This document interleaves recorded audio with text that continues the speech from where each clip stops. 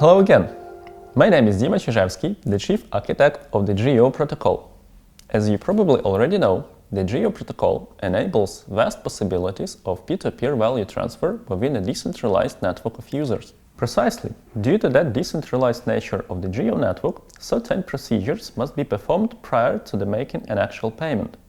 Topology collection, payment paths building and the calculation of their payment capacity, we call it maximum flow prediction. All this is done automatically, but it has to be done by the user node itself, since there is no central authority that can provide the information needed for the payment to be sent from the sending node, we call it coordinator, to the receiving node, the receiver. You may wonder why we call the sending node the coordinator and not simple the sender. Well, it's because there is no any centralized mechanism responsible for all procedures required to perform a payment in the GEO protocol. So, the sending node itself coordinates all the needed procedures, hence the coordinator. So, let's start with the topology collection algorithm. First of all, it is important to mention that all the topology requests will be sent only to those nodes through which the asset could be transferred, since there could be multiple trust lines opened between multiple nodes in other asset equivalents, not used in this particular payment. Both the coordinator and the receiver know their first-level connections only, the nodes they have direct trustline connections with. The procedure starts when the coordinator sends a topology request to the receiver. After getting the request, the receiver sends a reply to the coordinator that contains the list of its first-level connections, thus it already knows, and what amount of the asset it can receive from each of the nodes' incoming payment flow. These amounts are calculated based on the information about incoming and outgoing trust of each trust line, as well as the current balances. After that, the receiver sends requests to its first-level connections, asking them to format those requests to their first-level connections, the receiver's second level, that have a payment flow other than 0.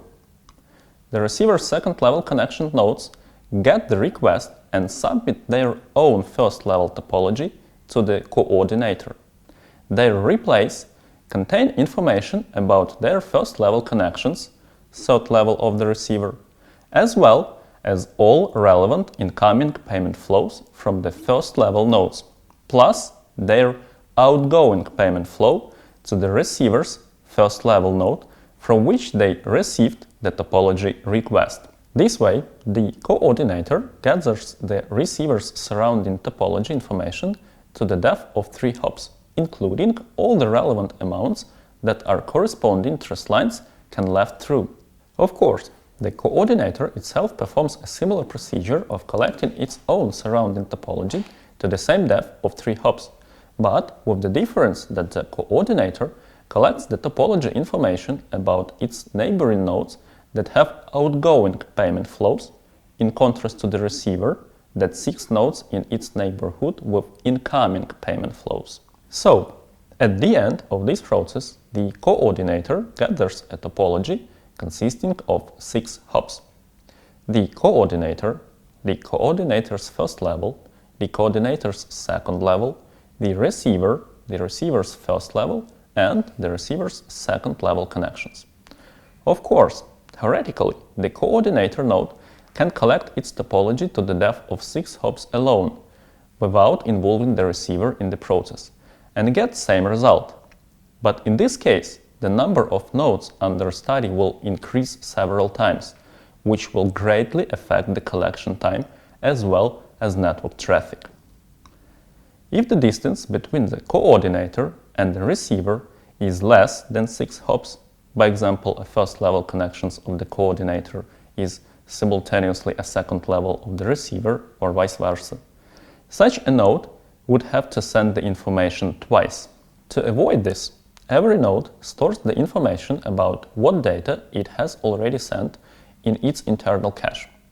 When a new query arrives, a comparison is made, and if some data has already been sent, the node sends only the information in which changes have occurred, if any have.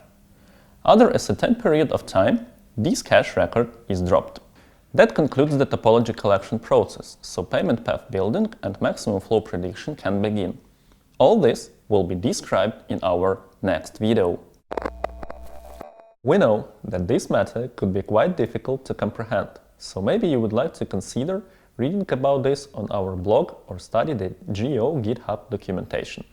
We will provide all necessary links in the description to this video.